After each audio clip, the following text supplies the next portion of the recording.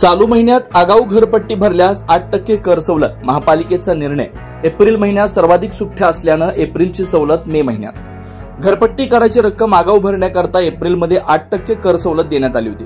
नाशिक महानगरपालिकेनं कर वसुलीच्या उद्देशानं आर्थिक वर्षाच्या सुरुवातीला एप्रिलमध्येच 8%, मे महिन्यात 6% तर जून महिन्यात 3% सवलत दिली होती.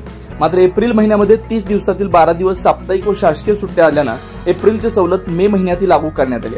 म्हणजेच आता या महिन्यातही घरपट्टी कराची रक्कम आगाऊ भरण्याकरता 8% कर सवलत देण्यात आली. महापालिकेला दरवर्षी साधारण 200 ते 250 कोटी रुपयांचं उत्पन्न घरपट्टीतून मिळतं.